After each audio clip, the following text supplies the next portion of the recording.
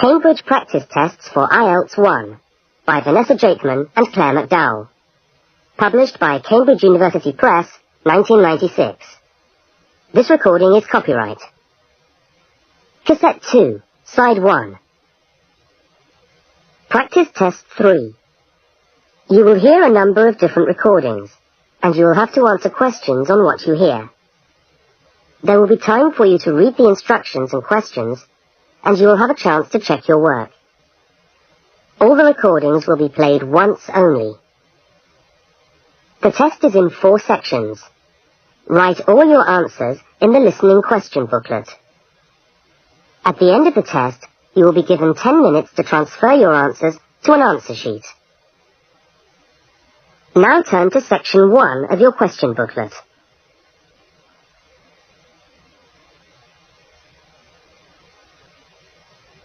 Section 1. You will hear a student inquiring about parking facilities. First, look at questions 1 to 4. For each of the questions, 4 alternatives are given. Decide which of the alternatives, A, B, C, or D, best fits what you hear on the tape, and circle the appropriate letter.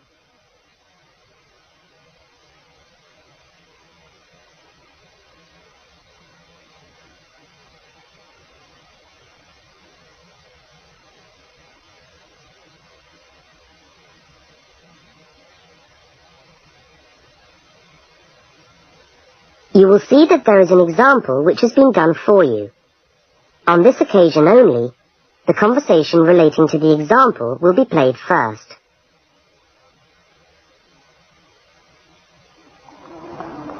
How do you come to the university each day? Train or bus, or do you have a car? Oh, I always walk. I haven't got a car, and anyway, I live quite close.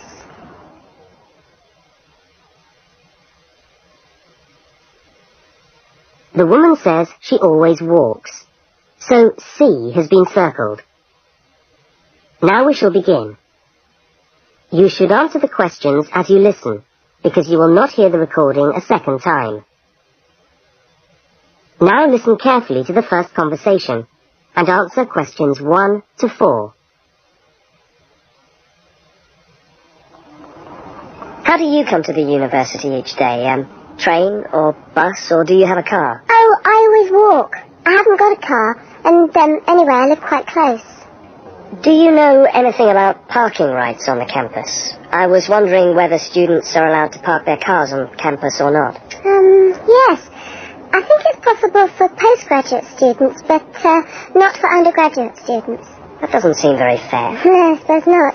But there simply isn't enough room on the campus for everyone to park. Do you need a parking permit? Yeah, I believe you do. Where do I get that from? I think you can get a parking sticker from the administration office. Where's that? It's in the building called Block G, right next to Block E. Block G? Yeah. All right. And what happens to you if you don't buy a sticker? Do they clamp your wheels or give you a fine? No, I think they tow your car away. Oh, really? Yeah. And then they fine you as well, because you have to pay to get the car back. I'd better get the sticker then. Yeah. Where exactly is the administration office again? I'm new to this university and I'm still trying to find my way around. Right.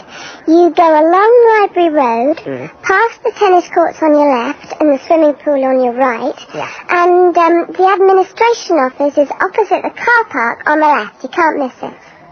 So it's up Library Road, past the swimming pool, opposite the car park. Right, I'll go straight over there. Bye, and thanks for the help.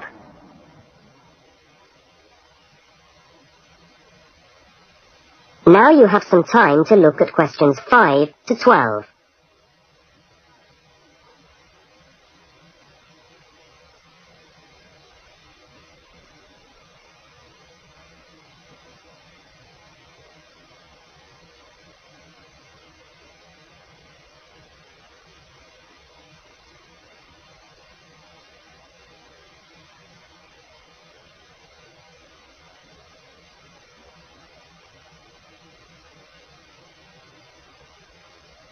As you listen to the next conversation, complete the application form in the spaces numbered 5 to 10 and answer the questions numbers 11 to 12.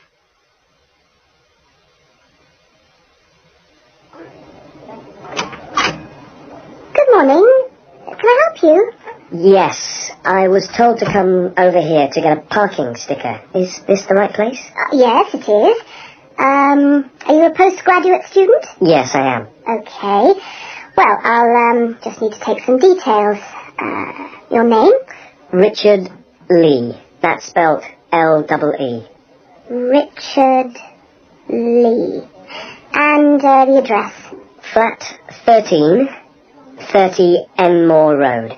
How do you spell Enmore? E-N-M-O-R-E. And that's in the suburb of Newport. N-E-W-P-O-R-T. Mm-hmm. Faculty? I beg your pardon?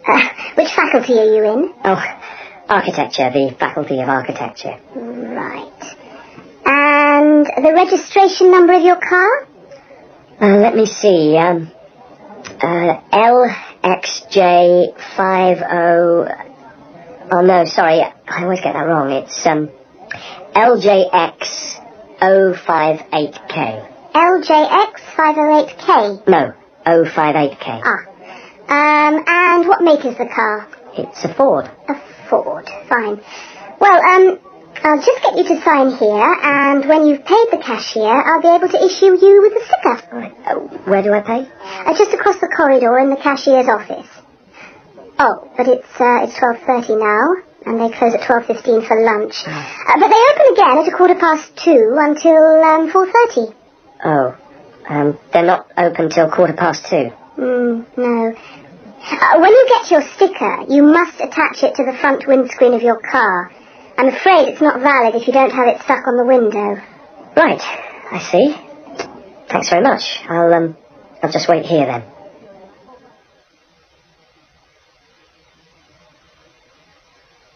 That is the end of section 1. You now have half a minute to check your answers.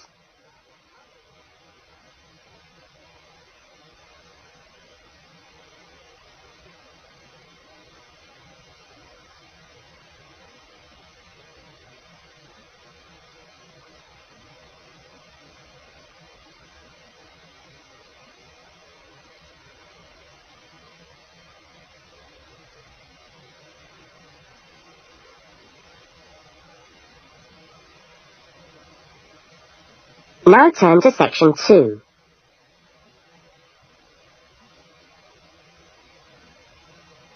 Section 2. You will hear a talk given by a guide showing a group of people round a museum.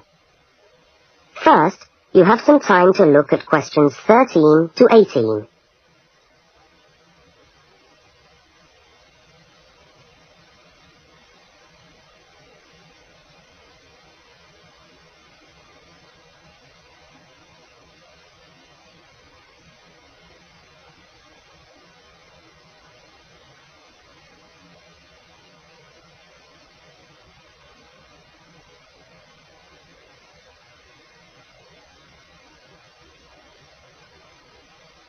Now listen to the guide and complete the notes by filling in the numbered spaces 13 to 18.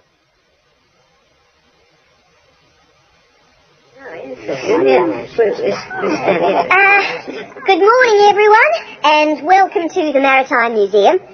Now, before we commence our tour, I'd just like to tell you a little bit about the history of the museum. As you can see, it's a very modern building, built in the postmodern style, and it was in fact opened by the Prime Minister of Australia in November 1991. It's been designed with a nautical flavour in mind, to remind us of our links with the sea. But the museum isn't only housed in this building. There are a number of historic ships docked outside in the harbour which form part of the museum, and which you are also free to visit. And we'll be coming to them shortly. I'd just like to point out one or two things of general interest while we're here. Handicapped toilets are located on this floor, and the door shows a wheelchair. The cloakroom, where you can hang your coat or leave your bags, is just behind us here. The Education Centre is on the top floor, and there's a good little library in there which you might like to use. Follow the signs to the Education Centre. You'll see a lot of little green arrows on the wall. The green arrows will take you there. The information desk, marked with the small letter I on your plan, is located right here in the foyer. So if you get separated from your friends, I suggest you make your way back to the information desk, because we'll be returning to this spot at the end of the tour. All right? Now, if you look out this window, you should be able to see where the museum's ships are docked. If you want to go on a tour of the old ship, the Vampire, she's docked over there, and you should meet outside on the quay. However, a word of warning. I don't recommend it for the grandmas and grandpas, because there are lots of stairs to climb. Right now, let's move on. Oh, I almost forgot to give you the times for that tour. Now, tours of the Vampire run on the hour, every hour, all right? Now look at questions 19 to 23.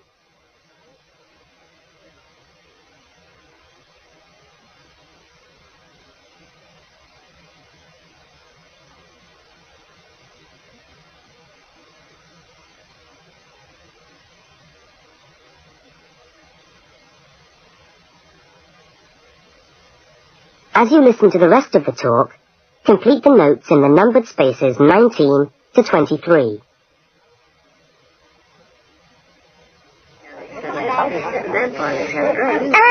Let's take a walk around the museum now. The first room we're coming to is the theatre. This room is used to screen videos of special interest, and we also use it for lectures.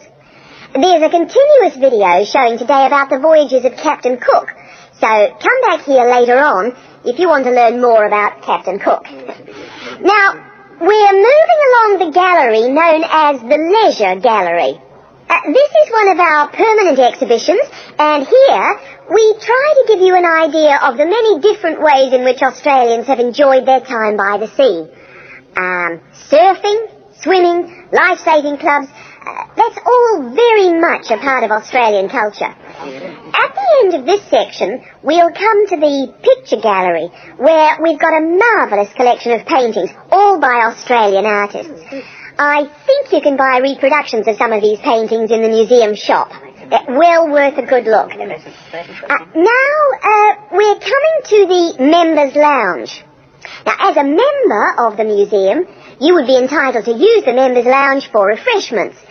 Membership costs $50 a year or $70 for all the family. So, it's quite good value, because entry to the museum is then free. And down at the far end of this floor, you'll find a section which we've called Passengers and the Sea. In this part of the museum, we've gathered together a wonderful collection of souvenirs from the old days when people travelled by ship. You'll find all sorts of things there. Old suitcases, ship's crockery, first-class cabins decorated in the fashion of the day. Just imagine what it must have been like to travel first class. Now, I'm going to leave you to walk around the museum on your own for a while, and we'll all meet back again at the information desk in 3/4 of an hour's time. I hope you enjoy your time with us at the museum today. Thank you. Thank you. That is the end of section 2. You now have half a minute to check your answers.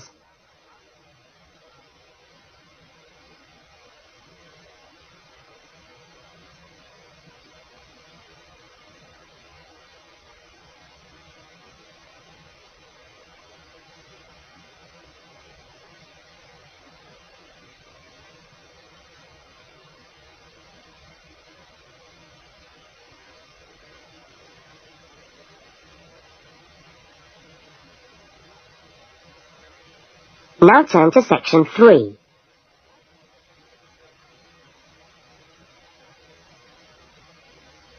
Section 3.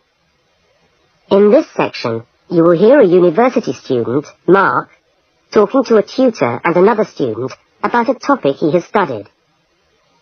Now look at questions 24 to 32.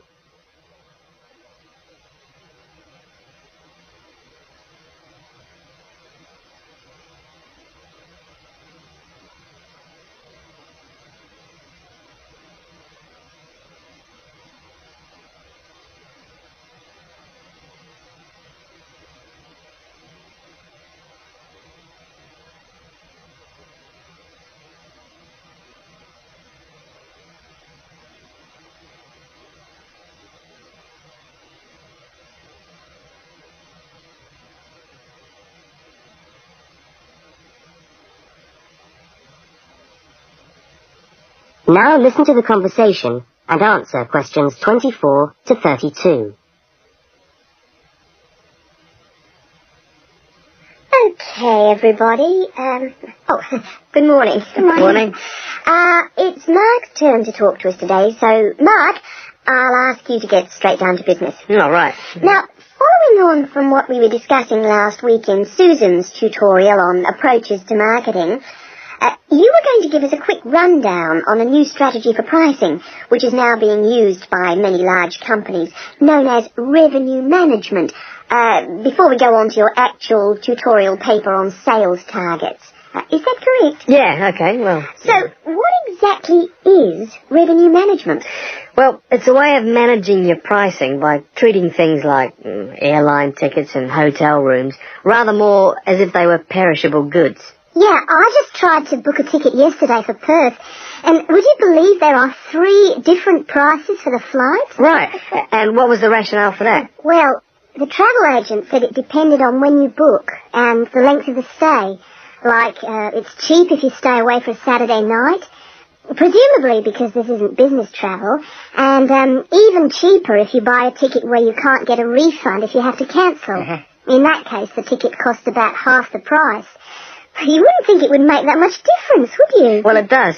And that's basically because the airlines are now treating their seats like a commodity. You see, if you want a seat today, then you pay far more for it than if you want it in 3 weeks' time. That seems rather unfair. Well, not really. When you think about it, that's just common sense, isn't it? Well, I suppose so. What this actually means is that in the same row of seats on the same flight, you could have 3 people who have all paid a different price for their tickets. And is this just happening in Australia? No, it's the same all over the world. Airlines are able to market a seat as a perishable product with different values at different stages of its life. Well, like mangoes or apples at the market. Yeah, it's exactly like that. The fact is that the companies are not actually interested in selling you a cheap flight. They're interested in selling the seats and flying airplanes that are full. Mark, why do you think revenue management has come about? Well, as far as I can see, there are 2 basic reasons. Firstly, because the law has been changed to allow the companies to do this. You see, in the past, they didn't have the right to keep changing the prices of the tickets. And secondly, we now have very powerful computer programs to do the calculations, and so the prices can be changed at a moment's notice. So you mean 10 minutes could be critical when you're buying a plane ticket? Absolutely, That's right. yeah. And I understand we've almost reached the stage where these computer programs that the airlines are using will eventually be available to consumers to find the best deals for their travel plans from their home computer. Heavens, what a thought. So the travel agent could easily become a thing of the past if you could book your airline tickets from home. Are there any other industries using this system, or is it restricted to the airline business? No, many of the big hotel groups are doing it now. That's why the price of a bed in a hotel can also vary so much, depending on when and where you book it. It's all a bit of a gamble, really. Yeah, and hire car companies are also using revenue management to set their tariffs, because they're also dealing with a commodity, if you like. So the cost of hiring a car will depend on demand. Well, thank you, Mark, for that overview. That No trouble. was well researched. Now, let's get on with your main topic for today. That is the end of section 3. You now have half a minute to check your answers.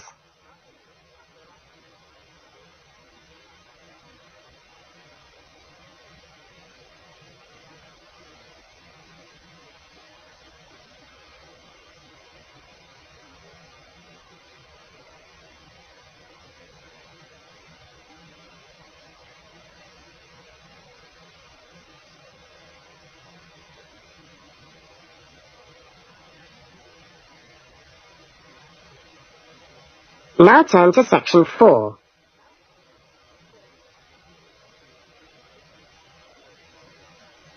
Section 4. You are going to hear a short talk on space management in supermarkets. First, you have some time to look at questions 33 to 37.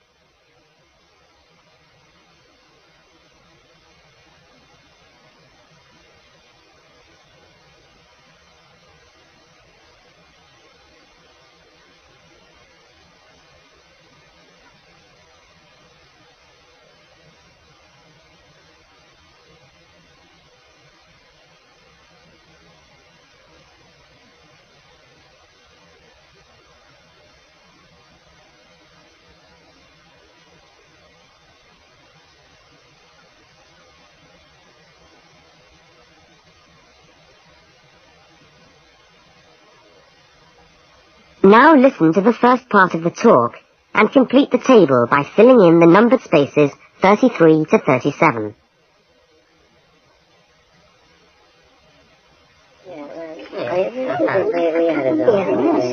Good morning. Welcome to this talk on space management. And today I'm going to look particularly at space management in the supermarket.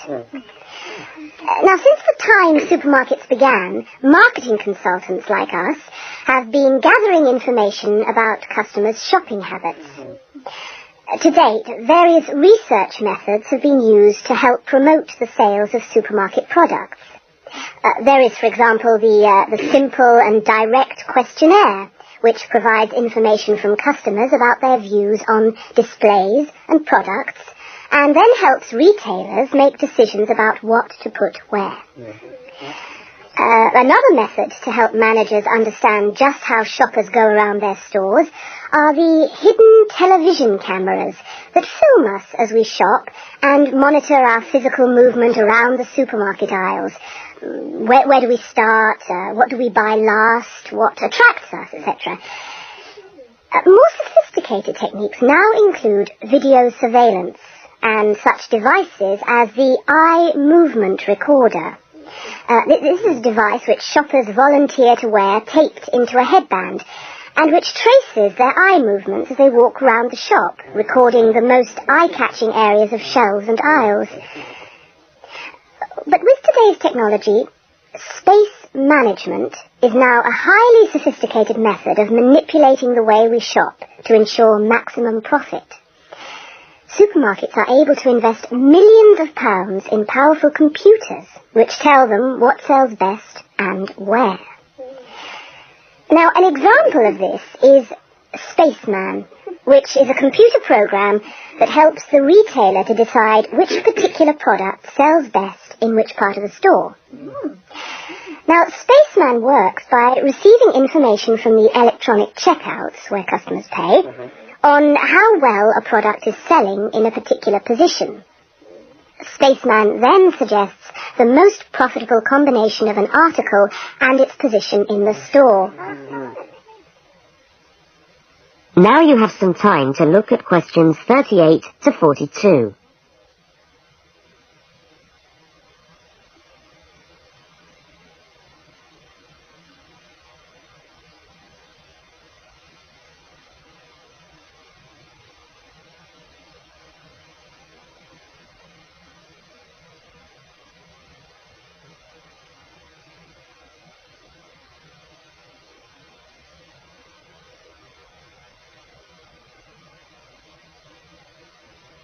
As you listen to the rest of the talk, label the diagram by filling in the numbered spaces 38 to 42. So, let's have a look at what we know about supermarkets and the way people behave when they walk down the aisles and take the articles they think they need from the shelves. Now, here's a diagram of one supermarket aisle and 2 rows of shelves. Here's the entrance at the top left-hand corner. Now, products placed here at the beginning of aisles don't sell well. In tests, secret fixed cameras have filmed shoppers' movements around a store over a 7-day period. When the film is speeded up, it clearly shows that we walk straight past these areas on our way to the centre of an aisle. Items placed here just don't attract people. But when we finally stop at the centre of an aisle, we pause and take stock, casting our eyes along the length of it. Now, products displayed here sell well and do even better if they're placed at eye level so that the customer's eyes hit upon them instantly.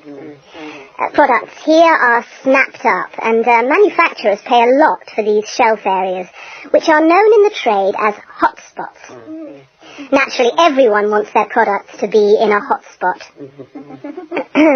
But the prime positions in the store are the ends of the aisles, otherwise known as gondola ends. Now, these stand out and grab our attention.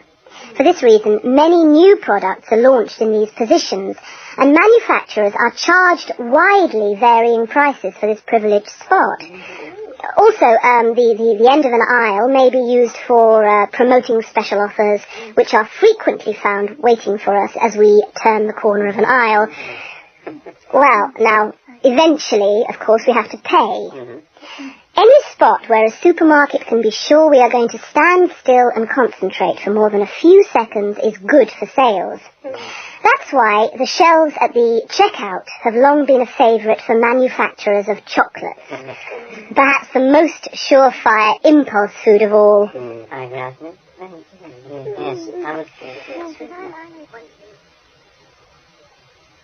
That is the end of section 4. You now have half a minute to check your answers.